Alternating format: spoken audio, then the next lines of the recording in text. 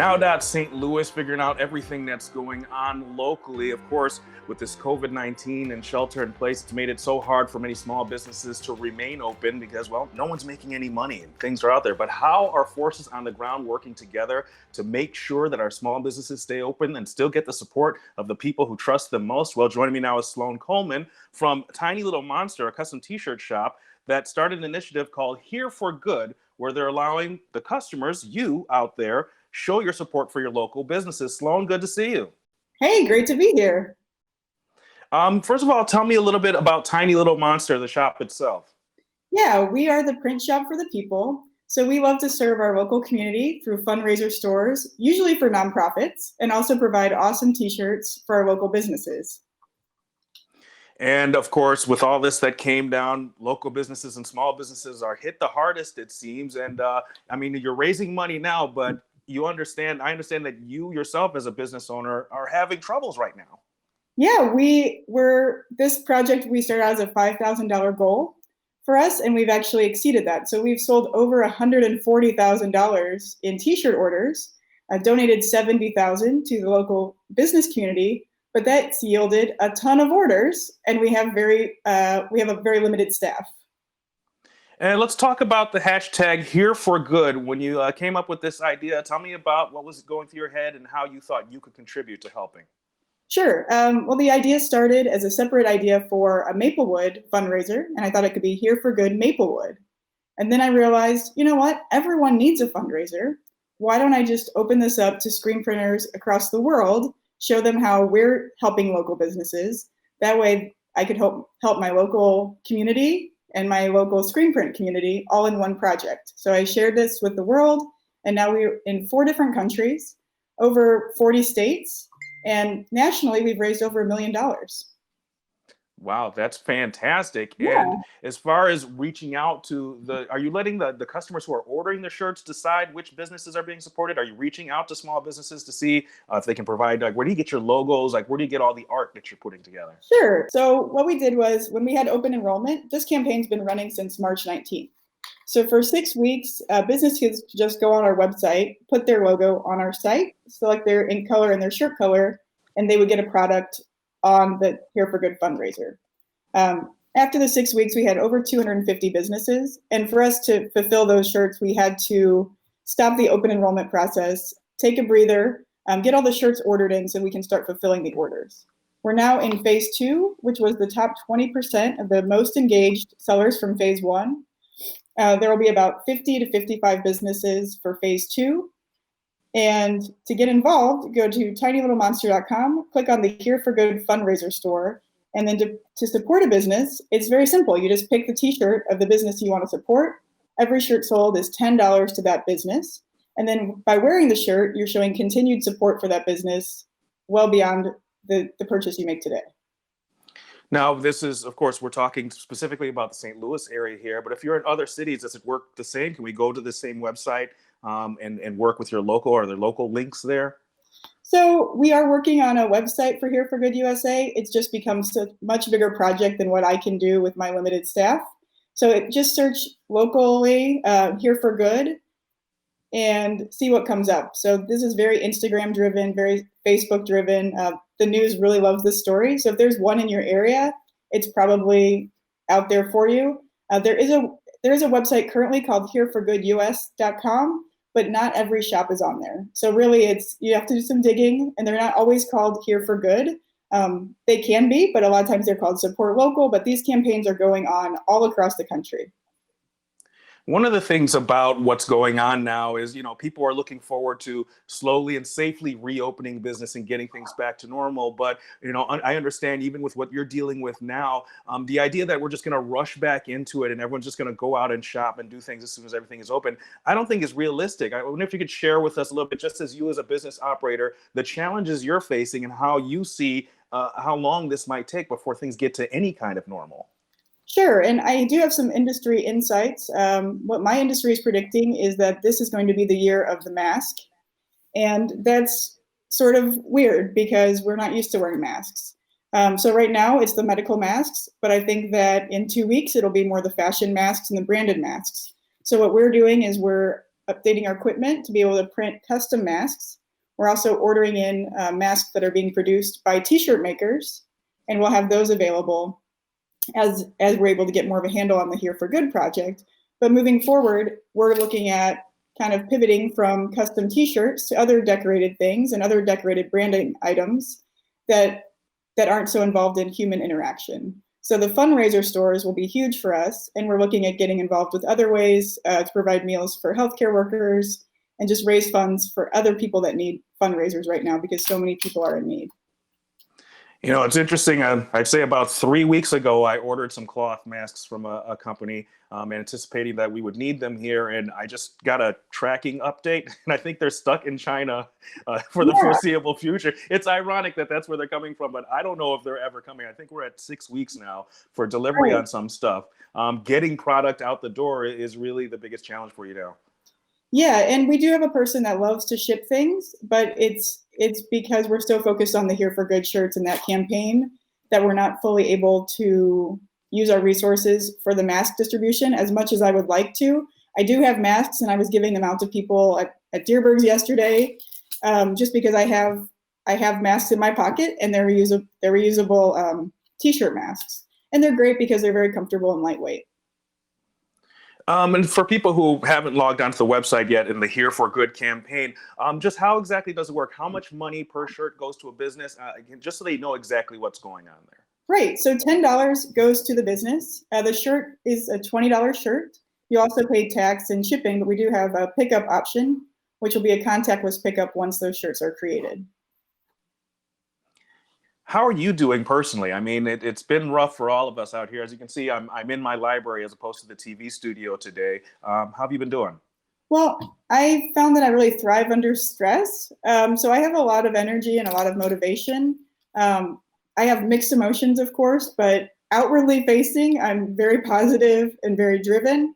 Internally, it's very mixed emotions, but I'm doing really well. I'm working long hours, but I'm very satisfied personally and professionally. And as you're ramping things up and getting things back together to get some of these shirts out, even some of your staff is a little hesitant to come back to work. Tell me about managing and handling people's expectations, people's safety concerns, and just making sure the staff is there. Sure. I think that outlining your procedures and what you're going to do as a workplace is very important. We created our policy last night that included sanitation stations and just posted what's expected of employees and to wear the mask that we're providing. I think doing whatever you can. For instance, I'm usually against ramen noodles, but I provided my staff with ramen noodles in the cups so that they don't have to leave work. And there's other healthy snacks too, but just making those accommodations for people that if they forget lunch, you're not forcing them to go off site, and encouraging people to bring lunch or ordering local contactless from a vendor. But those things are going to be very overloaded once we come back, and they're only able to serve so many people. So I think just setting your policies and making clear expectations, because people are going to have to come back to work and it's not going to be 100% safe, but we can take proper precautions. Now, you said you have cats there. Did your cats notice something was weird about you being home all the time? So I was able to get my dog to the neighbors. My cat, I tried to put her outside. They weren't having it.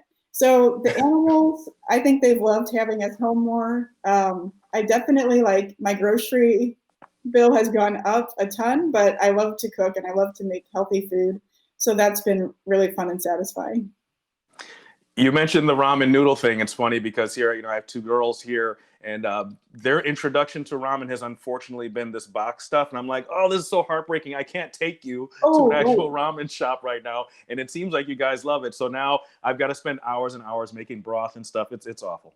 Yeah, I mean, we just got the box stuff for our staff, but actual ramen from local places is fantastic. And it's I love to eat locally, and I didn't realize how much I actually love local business until I started this project, and I added 15 shirts to my own shopping cart. And I was like, whoa, I can't be spending this kind of money on t-shirts right now. But I'm just such a champion for local business. I have such an intense love for it, and I'm happy that we were able to support them in this way. What kind of feedback have you gotten from, your top tier businesses here that are getting the most support from this campaign? They love it. They love the involvement. They like it. Most like it better than gift cards, because gift cards, there's still something that they have to do on the back end of that. And a lot of these business owners, they have very high integrity, as this tiny little monster. And so knowing that they've got all these gift cards out can actually be very stressful, because they know that they're going to have to purchase inventory or make more things. And just coming back alone is enough of a challenge. And as we're looking forward to things opening up again and things changing, how are you planning ahead? How are you gearing up for what the next steps are? Because I've talked to some local business owners as well, and they've seen, at least some restaurants I've talked to, they've seen this as almost an opportunity for them to rethink how they do their business. Perhaps if they didn't do a lot of carry out before, now they're seeing that, well, maybe we should ramp up this aspect of what we do. In your business yourself, do you see things changing about your practices and how you do business now? Yeah, I think we really have to pivot and be more into the fundraising thing for right now. Also, the custom mask production. That's something that we really were hesitant, but right now a masked face is actually much less scary than a nude face, which is strange. So it's trying to find ways to decorate those that are tasteful, or that are humorous while being respectful that it is a medical thing and that it's very serious. We're also really investing in social media marketing, because social media marketing is huge, and we've really learned a lot from running this Here for Good campaign. And people are reaching out to us and saying, I love what you've done. You're so authentic. Can you do our campaign? And I'm going, well, if you want to hire us, we're still learning, but that would mean lower rates for you. So yeah, let's try that out. So we're working at building a social media marketing department. Tiny Little Monster was formed as a t-shirt printing shop, but what I've come to realize is we're much more of a marketing place that deals in t-shirts. So we do our own marketing, we do our own branding, we do our own fulfillment. We also do in-house screen printing, direct-to-garment printing, and embroidery. But I'm really looking at working with other people that I've connected with for Here for Good to increase our product offerings and to start doing things like signs and banners, stickers, decals, really increase our product line and be able to produce all of those goods locally, which is just amazing. Well, Sloan, in our last couple of seconds here, give me the whole pitch again so people know what to do and how to get involved. Sure. Buy a shirt from Here for Good STL at tinylittlemonster.com. That business that you choose will get $10 this week. Keep following us, and if you can't buy a shirt, share the campaign with your friends. Fantastic work, Sloan Holman. Once again, Tiny Little Monster. Here for Good is the campaign, and once things start to lighten up, I'd like to socially distance some ramen with you. Yeah, that would be great. Thanks so much for all the work you're doing. We'll check back in a couple of weeks, a couple of months, and see where you're at. Awesome. Have a good one. Now.St. Louis, of course, everybody here is dealing with what's going on with the COVID-19 crisis, but making sure that we support and lessen the burden on our healthcare systems across the country is one of the most important aspects of flattening the curve. And part of that is using telemedicine and telehealth to try and diagnose people and keep them out of the hospitals unless absolutely necessary. Joining me now is Adil Malik and Dave Zbarsky from ClearStep. Gentlemen, thank you both for joining me today. Thank you for having us.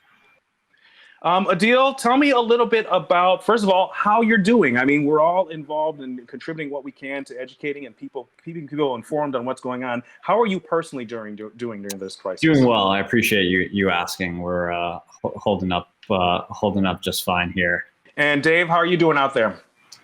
I'm doing all right. I'm blessed to be with family in these times, and yeah, it hasn't been too bad for me personally, so it's been okay.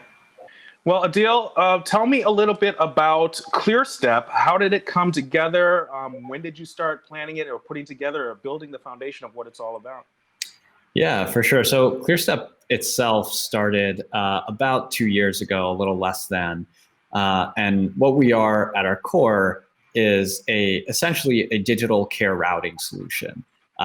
Patients or users are able to use our technology, describe their symptoms, get asked a couple follow-up questions, and be provided some guidance as to what their next steps for care should be. And we work with health systems and health insurers to actually configure this for their kind of resources, and those are ultimately our buyers. And when it came to COVID, we kind of created an organic extension of our core platform in the symptom checking and care routing technology to do so specifically for COVID.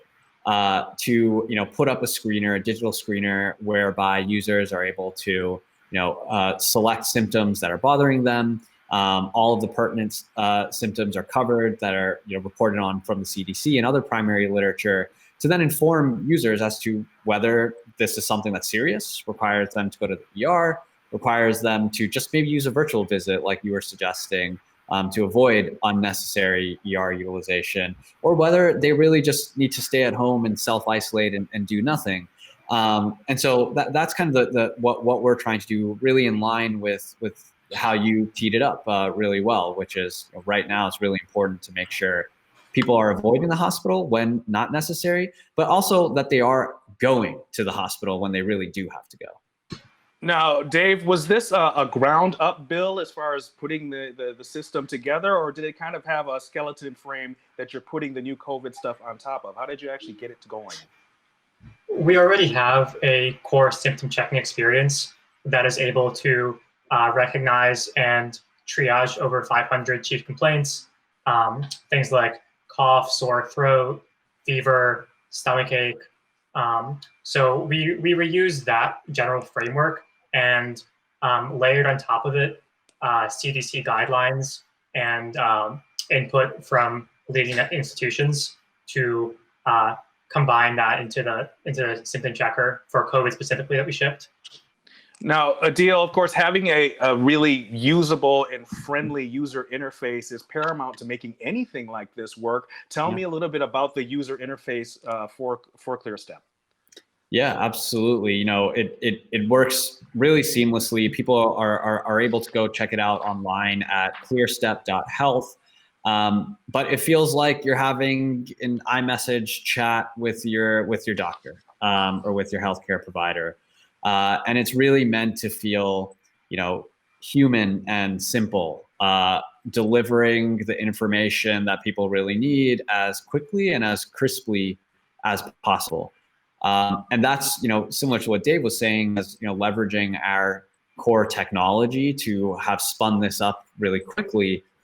We've been able to leverage our understanding of user experience and user engagement to make sure that we are actually fulfilling the need here and putting forward a solution that people will use and will engage with. Of course, Dave, as we've been going through this emergency here, the frontline healthcare workers, they're learning as much on the ground every day as anybody else. They're the ones who experience it firsthand. How often are you checking in? How do you keep updated on best practices from those frontline healthcare workers who are really benefiting from this service? Yeah, we have a medical advisory board that we tap on with members from different health systems that we're engaged with. And I actually wanted to share with you, we recently heard that one of our deployments in North Carolina, they were putting ClearStep on iPads in the ambulances so that first responders on the scene could actually use it to help triage patients. So, we talked to them about it and incorporate their feedback as well. Adil, is this type of technology, in terms of telehealth in general, this is kind of the future of healthcare in a lot of ways? Yeah, that's what a lot of people are saying. It's been a long time coming. Telemedicine has been around for over a decade at this point, and people have been really waiting for the moment when telehealth utilization will really hit an inflection point or be more generally or broadly recognized as an appropriate modality of care. And same with technologies like ours that are, again, just digital health interfaces meant to promote more care happening virtually. And yeah, it's unfortunate that COVID is the impetus for this happening, where we literally have to make sure we cannot be physically near other people. But if there is a potential silver lining here, we're hoping that healthcare will evolve into a new normal of being more convenient, more virtual, more transparent, more easily accessible, and more and virtual care specifically being more broadly recognized as a good way to access care and a clinically viable way to access care. So yeah, we're definitely entering into a new normal, as it seems. Dave, anytime you're building any type of platforms or implementing these kind of things, you always run into the major question of scalability. Have you run into any challenges as far as scalability? I mean, hopefully we're going to reach a plateau and start to come down again, but what are the things you've learned in this process?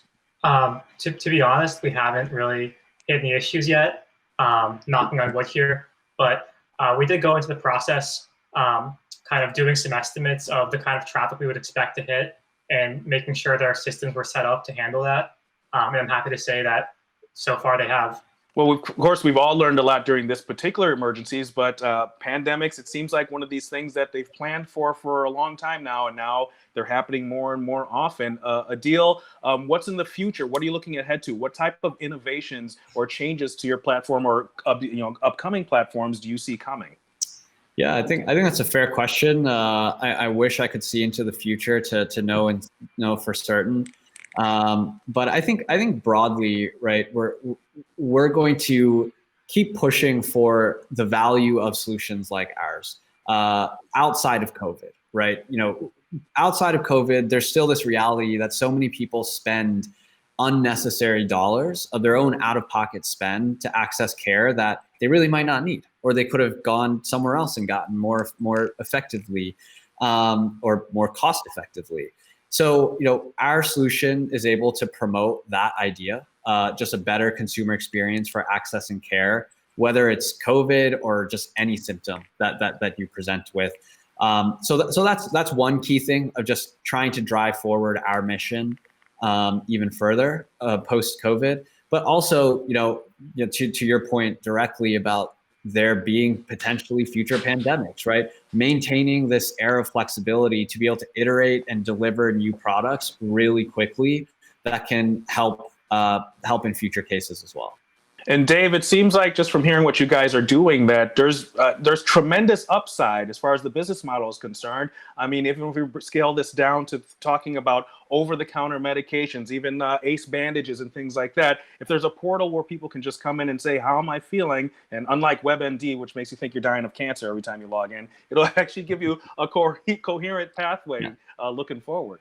Yeah, sorry, I missed part of your question. Could you repeat it? Yeah, I was just saying that in terms of your business model, it seems like there's tremendous upside because you could apply this to things in the retail segment, over-the-counter drugs and that kind of thing, where people can simply see what's going on as opposed to freaking out and thinking everything is cancer. Yeah, definitely. So as part of our platform, we already offer home care advice. After you tell us about your symptoms, we offer you guidance on what you can do at home to feel better, to take care of your symptoms and help those out. And we're now looking into potential partnerships where we could maybe even deliver over-the-counter medicine to you, or failing that, to let you know where to go to get that medicine, put it in order for you, things like that. We're still thinking through what it looks like on the product side, but we are thinking about what can we do to help people feel better when they are feeling sick, and how can we make that more convenient for them. And Adil, have you gotten feedback from users on the other end who've actually benefited from it to tell you how it worked for them and how it helped? Yeah, actually, I'm glad you asked. That is one of the most, I think, rewarding things about having delivered the solution. We have, a feedback submission form at the very end of the experience. We've gotten dozens, maybe even more at this point, of notes from users saying things like, this really does relieve anxiety. Thank you so much for offering this. This actually brought me peace. Thank you. So we've received a bunch of comments in this vein, and that's been super promising and motivating to continue these efforts. Clearly, you guys are really ahead of the curve, so to speak, for lack of a better term, in terms of putting these things together. I think about innovations that are being made in terms of the confluence between social media and psychiatric therapy and these other apps and things that are out there that are really opening up people to be able to take access of care that maybe there's a stigma attached to, that maybe they're not really confident about, but you making it easy and an easy experience for the user.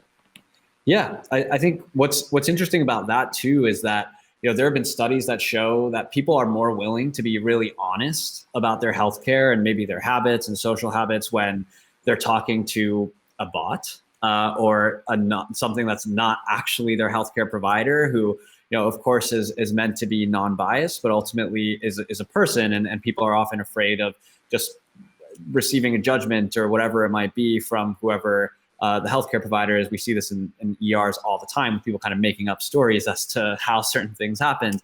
And so we kind of have this advantage, like you say, of providing an interface, a digital interface to collect this information and then match people to the right care for them based off of that with, you know, no judgment. It's just a way to get you to the right source of care.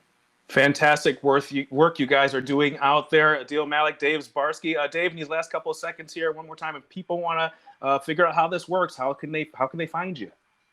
You could visit our website at www.clearstep.health. If you have any COVID symptoms, click the banner at the top, and we can ask you what's going on and hopefully help you out, help relieve any anxiety you may have. Well, Dave and Adil, thank you so much for coming on Now.St. Louis and helping everybody out there. I hope everyone in St. Louis takes advantage of this and really helps out in lessening the strain on our healthcare system. So thank you both. Thank you for Thanks so much for having us. We'll see you next week right here on Now.St. Louis.